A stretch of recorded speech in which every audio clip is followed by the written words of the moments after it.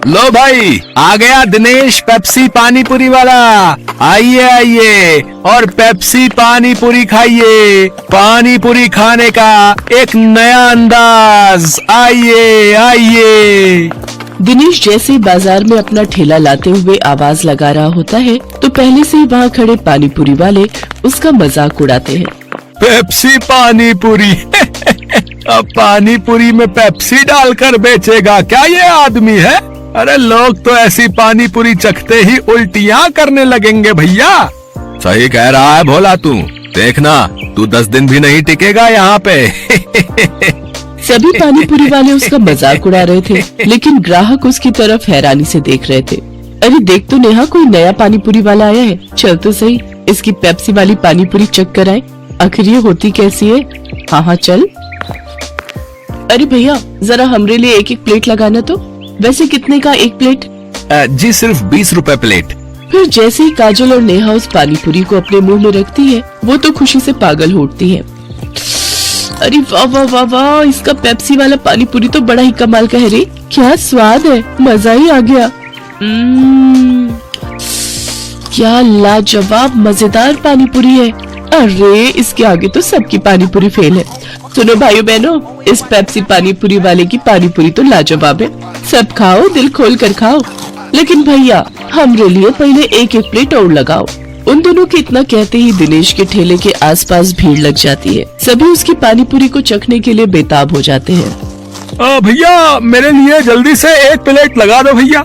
अरे अभी तू ठहर भैया, है तू मेरे बाद आया था, पहले मैं खाऊंगा। हाँ भैया मेरा। अरे अरे सब्र करो भाई, सब्र करो। मेरी पेप्सी पानी पूरी तुम सबको मिलेगी, ठीक है? दिनेश की पेप्सी वाली पानी पूरी ने सब पर ऐसा जादू चलाया कि उसका धंधा जोरों से चल पड़ा। उस दिन के बाद वो जैसे ही ठेला लगाता उसकी कमाई शुरू हो जाती। अगर कुछ महीने ऐसे ही कमाई होती रही तो वो दिन दूर नहीं जब मेरे बंटू का इलाज हो जाएगा और वो पूरी तरह ठीक हो जाएगा। बंटू दिनेश का 7 साल का बेटा था और उसके दिल में छेद था। उसके ऑपरेशन के लिए डॉक्टर ने काफी खर्चा बताया था। दिनेश जब भी शाम को घर लौटता तो बंटू अक्सर उससे पूछता, पापा आपने मेरे इलाज के लिए पैसे जोड़ लिए क्या? अब कुछ ही महीनों की बात है बेटा, मैं जल्दी ही तेरे इलाज के लिए पैसे जोड़ लूंगा। ऊपर वाले की दुआ से अपना पेप्सी पानी पूरी का धंधा बहुत अच्छा चल रहा है। सच्ची पापा? फिर तो मैं भी आपके साथ खेल सकूंगा, दौड़ूंगा, भागूंगा और आप देखना फिर तो रेस में मैं ही फर्स्ट आऊंगा। दिनेश की बीवी संध्या जब भी अपने बेटे को ये कहते सुनती तो वो कहती, तू बिल्कुल भी परेशान मत हो बंटू, मैं रोज मंदिर जाकर तेरे ठीक होने के लिए भगवान से प्रार्थना करती हूँ। तू देखना भगवान तुझे बहुत जल्द ठीक कर देंगे। एक दिन दिनेश के ठेले पर हीरो नाम का अधेड़ उम्र का आदमी उसकी पानी पूरी चखने आता है। वो नशे में होता है, तभी उसकी नजर दिनेश के गले पर जाती है। किसी ने ठीक ही कहा था इसके बारे में, इसका गल्ला तो लबालब नोटों से भरा हुआ है भाई। हीरो एक ठग, शराबी और जुआरी किस्म का आदमी था। उसका काम ही लोगों को ये सब बुरी लत लगाना था। दिनेश के भरे गले को देखने के बाद हीरो उससे कहता है, अरे सुना है कि तेरे बेटे को कोई बड़ी बीमारी अभी है और उसके इलाज के लिए तुझे लाखों चाहिए? हाँ भाई सही सुना है, मुझे मेरे बेटे के इलाज के लिए कई सारे पैसों की जरूरत है। तो तुझे क्या लगता है इस ठेले से तू लाखों रुपए कम समय में कमा पाएगा? इसके लिए तो तुझे कई साल लग जाएंगे। हाँ लेकिन इसके अलावा मैं और कर भी क्या सकता हूँ भाई? देख इसमें मैं तेरी मदद कर सकता हूँ। अगर तुझे हफ्ते भर में ही 5 लाख रुपए कमाने हो तो मुझे आकर मिल लेना। ये रहा मेरा पता, ठीक है ना? अच्छा अब मैं चलता हूँ, ठीक है भाई? आखिर ऐसा कौन सा रास्ता है इसके पास जो ये मुझे एक हफ्ते में इतने पैसे कमा कर दे देगा? खैर मुझे क्या, मुझे तो बस अपने बेटे के इलाज के लिए पैसे से मतलब है। एक काम करता हूँ, एक बार जाकर इससे मिल ही लेता हूँ। यही सब सोचकर एक दिन दिनेश जाकर हीरो से मिलता है। हीरो उसे ऐसे सपने दिखाता है कि दिनेश ज्यादा पैसे कमाने के लालच में उनके साथ जुआ खेलने लग जाता है। कल मैंने 1000 रुपए लगाकर 2000 कमाए थे। ऐसा करता हूँ आज ठेले की सारी कमाई ही लगा देता हूँ, एक दिन में डबल कमाई हो जाएगी। धीरे धीरे दिनेश को जुए के साथ साथ शराब की लत भी लग जाती है। शराब की लत उसे ऐसी लगती है कि उसका अपने काम में मन ही नहीं लगता और वो ठेले पर खड़ा होकर भी शराब के नशे में डोलता रहता है। भैया एक प्लेट लगाना तो। अरे लगता है इस आदमी ने तो शराब पी रखी है। चलो चलो हमें नहीं खानी इसकी पानी पूरी, चलो दूसरी वाली पानी पूरी खाने चलते हैं। धीरे धीरे दिनेश के सभी ग्राहक कट जाते हैं और वो सभी दूसरे पानी पूरी वालों के पास जाकर पानी पूरी खाते हैं। ये देख भोला और राजू बहुत खुश होते हैं। देखा भोला, अपनी चाल कामयाब हो गई ना। बिल्कुल सरकार, अब देखना उसकी पानी पूरी की तरफ तो कोई देखेगा भी नहीं, सब अपनी ही पानी पूरी खाएंगे। कुछ दिन ऐसे ही बीतते जाते हैं। अपने धंधे को मंदा देख दिनेश शराब और जुए की लत में और डूब जाता है और उसका बचा खुचा धंधा भी चौपट हो जाता है। ये सब देख संध्या और बंटू बहुत दुखी होते हैं। फिर बंटू अपनी माँ से कहता है, माँ, अब तो मैं कभी भी ठीक नहीं हो पाऊंगा ना। पापा तो अब सारे पैसे शराब और जुए में ही उड़ा देते हैं। तू परेशान मत हो मेरे लाल, बस ऊपर वाले पर भरोसा रख, एक दिन सब कुछ ठीक हो जाएगा।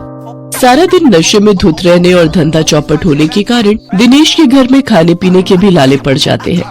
माँ, अब तो घर में खाने के लिए भी कुछ नहीं बचा। अब तो लगता है भूख से ही हम सब मर जाएंगे। ऐसा नहीं कहते मेरे बच्चे, सुख दुख तो जीवन का हिस्सा है। आज बुरा वक्त आया है, कल अच्छा वक्त भी आएगा। ऐसे ही कुछ समय और बीत जाता है। फिर एक दिन उस बाजार में एक आदमी आता है जो सबको पर्चे बांट रहा होता है। तभी वो दिनेश के ठेले पर आता है। अरे सुनो भाई, पेप्सी पानीपुरी वाले, हमारे सेठ मंगल राम चाट भंडार वाले की तरफ से एक प्रतियोगिता होने जा रही है, जिसमें सभी चाट वालों के बीच कंपटीशन होगा। जो भी इस प्रतियोगिता को जीतेगा उसे पूरे 5 लाख इनाम और साथ ही हमारे मशहूर मंगल राम चाट भंडार वाले बाजार में एक स्टॉल भी लगाने को मिलेगा। मंगल राम चाट भंडार बाजार, वहाँ तो बड़े बड़े लोग आते हैं चाट खाने के लिए। अरे तभी तो कह रहा हूँ, अगर जीत गए तो रोज की अच्छी खासी कमाई होगी और 5 लाख मिलेंगे वो अलग। मंगल राम चाट भंडार कोई ऐसी वैसी जगह नहीं थी, बल्कि शहर का फेमस चाट बाजार था, जहाँ शहर के बड़े बड़े लोग चाट खाने आते थे और कई टूरिस्ट भी वहाँ आते थे। उस बाजार में चाट लगाने वालों की अच्छी खासी कमाई होती थी। लेकिन ये सब बातें जानते हुए भी दिनेश उस प्रतियोगिता में कोई खास दिलचस्पी नहीं दिखाता।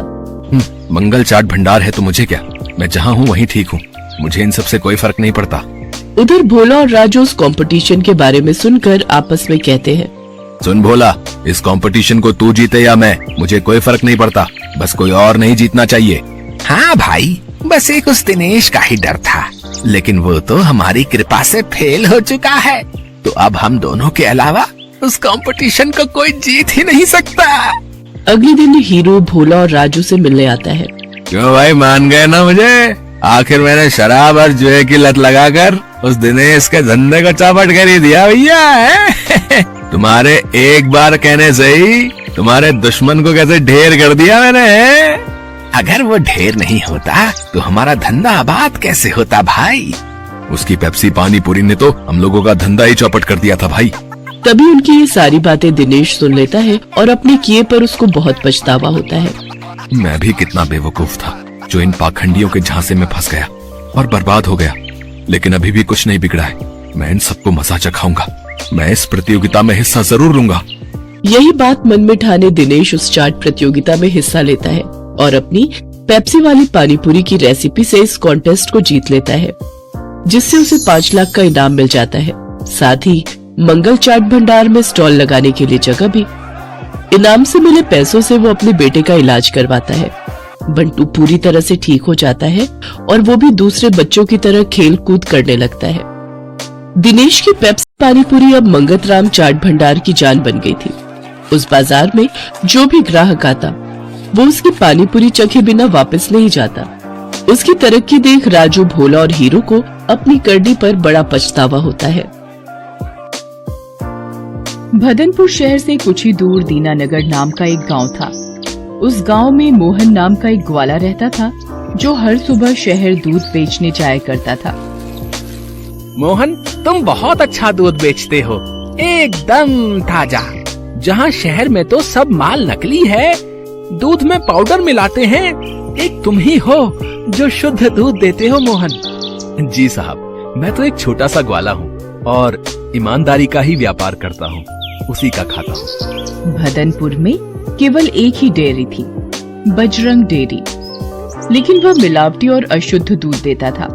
मगर कोई और चारा ना होने के कारण लोगों को उसी का दूध, दही, पनीर व अन्य दूध से बने सामान खरीदना पड़ता। अरे बजरंग भैया, जरा 1 किलो दूध तो देना। बजरंग ने एक पैकेट निकालकर औरत को थमा दिया। अरे इसका वजन तो करो, और कल का दूध तो उबालते ही आधा हो गया था। वजन करके ही रखा है, पूरा 1 लीटर है, लेना है तो लो, नहीं तो आगे बढ़ो। औरत मजबूर होकर वो दूध ले लेती है और निराश होकर चली जाती है। कुछ दिन बीत जाते हैं। शहर के लोगों को मोहन दूध वाले के बारे में पता चलता है और धीरे धीरे लोग उसी से दूध लेना शुरू कर देते हैं। ले लो, दूध ले लो। अरे मोहन, रुको तो, जरा 1 लीटर दूध देते जाओ। वाह मोहन, तुम्हारा दूध तो एकदम शुद्ध नजर आ रहा है। बिल्कुल, अभी ताजा ताजा भैंस का दूध लगा कर आया हूँ गाँव से। तभी दूसरी महिला भी वहाँ पहुँच जाती है। अरे मोहन भैया, मुझे आज 2 लीटर दूध देना, आज खीर बनानी है। जी लीजिए, खीर के लिए मैं आपको गाय का दूध दे देता हूँ, भाव बिल्कुल बराबर है। धीरे धीरे मोहन दूध वाले की चर्चा सारे शहर में फैल जाती है और बजरंग डेयरी से कोई भी दूध नहीं खरीदना चाहता। अरे सुना है, दीनानगर से एक दूध वाला हर रोज सुबह शहर आता है और बहुत ही सुंदर दूध देता है। हाँ सही बात है, और अब तो हमें बजरंग दूध वाले का कोई भी मिलावटी सामान खरीदने की आवश्यकता नहीं है। बजरंग अब खाली हाथ मक्खियाँ मारता बैठा रहता है। मुश्किल से ही 2-4 लोग उसकी दुकान पर आते हैं। बजरंग को भी इस मोहन दूध वाले के बारे में पता चलता है। तभी बजरंग की दुकान से श्यामला भाभी गुजरती है। अरे श्यामला भाभी, आज दूध नहीं लेंगे क्या? अरे हम पागल हैं क्या जो हम तुम्हारा मिलावटी दूध लेंगे? जब से मोहन आए हैं तब से सभी को शुद्ध दूध मिलना शुरू हो गया है। एक दिन बजरंग डेयरी के सामने से मोहन अपना दूध लेकर गुजर रहा होता है। तभी बजरंग उसे अपनी तरफ बुलाता है। अरे मोहन भाया, रुको तो जरा, और हमारे यहाँ भी तो बैठो। जी भाया, अभी आता हूँ। अरे मोहन, तुम्हारे दूध की शुद्धता के बारे में तो बहुत सुना है, जरा मुझे भी 1 लीटर देना। जी क्यों नहीं, ये लीजिए भाया, बिल्कुल वही भाव है। वाह, बहुत बढ़िया दूध है तुम्हारा। कितने मवेशी हैं घर पर? 4 भैंसे हैं और 3 गाय। मोहन, तुम ऐसा करो, तुम अपना सारा दूध मुझे बेचा करो, मैं बड़े दाम में तुमसे दूध लूंगा। तुम्हें आज कितना मुनाफा होता है, उससे भी ज्यादा मुनाफा होगा। अरे नहीं भाया, लोगों का भरोसा अब मैं नहीं तोड़ सकता। अच्छा, अब मैं चलता हूँ, राम राम। बजरंग दांत पीस कर रह जाता है। उसने मोहन को बहलाने की अपनी तरफ से पूरी कोशिश की, लेकिन सफल ना हो सका। राम राम, राम राम। इस मोहन ने तो सारे धंधे को चौपट कर दिया है, इसका जरूर कुछ करना पड़ेगा। दिन के अंत में मोहन अपना सारा दूध बेचकर दूध के डिब्बों को साइकिल में टांग रहा था। हे भगवान, बस आपकी कृपा ऐसी ही बनी रहे और मैं इन शहर वासियों की सेवा करता रहूं। बजरंग उसे चुपके चुपके देख रहा होता है। मोहन साइकिल पर चढ़कर गांव की ओर रवाना हो जाता है, लेकिन उसका पीछा बजरंग भी कर रहा था। शाम ढलने के साथ ही मोहन अपने गांव पहुंच जाता है और अपने घर के सामने साइकिल खड़ी करता है तो दूध के डिब्बे लेकर अपने घर के अंदर जाता है। अरे भाग्यवान, सुनती हो, जरा 1 गिलास पानी तो ले आना। जी अभी लाई। मोहन पानी पीता है। तो कैसा गया आज का व्यापार? सारा दूध बिक गया ना? भगवान का शुक्र है, आज भी सारा दूध बिक गया। उससे भी ज्यादा शहर के लोगों को अब मुझ पर भरोसा है। उससे कीमती चीज और कुछ नहीं हो सकती। ईमानदारी की बुनियाद पर बना व्यापार ही हमेशा हम जैसे गरीबों का साथ देता है। बजरंग एक जगह छुपकर दोनों की बातें सुन रहा होता है। अरे बेटा, ऐसा मजा चखाऊंगा, सारा व्यापार भूल जाएगा। अगली सुबह जब मोहन साइकिल में दूध के डिब्बे टांग रहा होता है, तभी वो देखता है कि उसकी साइकिल के दोनों पहियों की हवा निकली हुई है।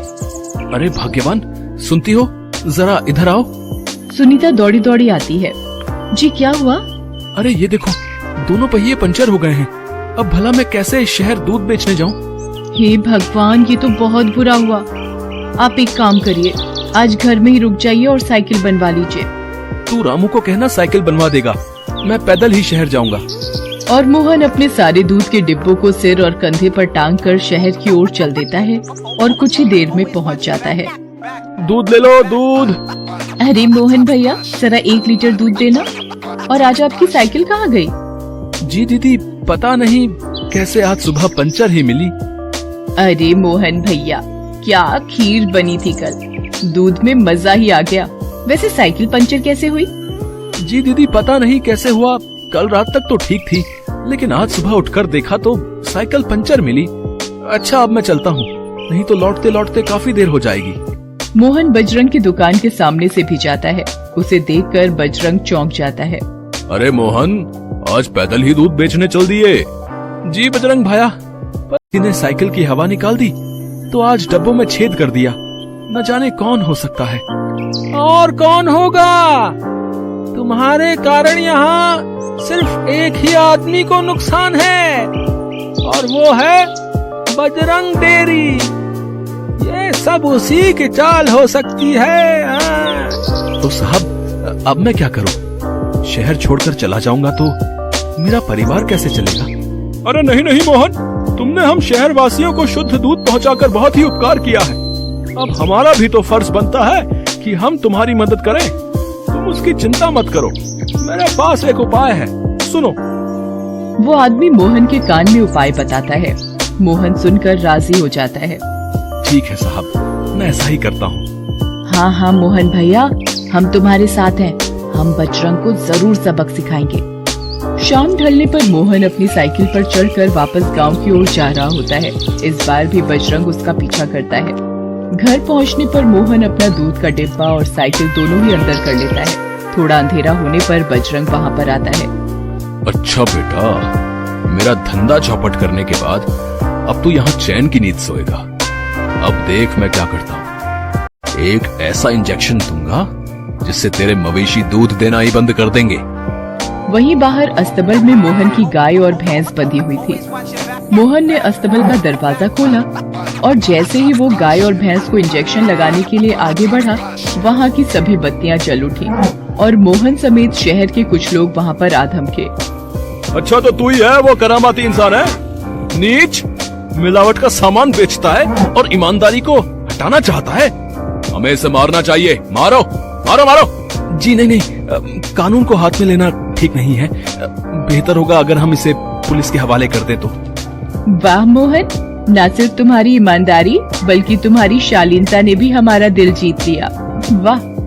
वहाँ पर खड़े सभी लोग मोहन के लिए ताली बजाते हैं। बजरंग दूध वाले को सलाखों के पीछे भेज दिया गया।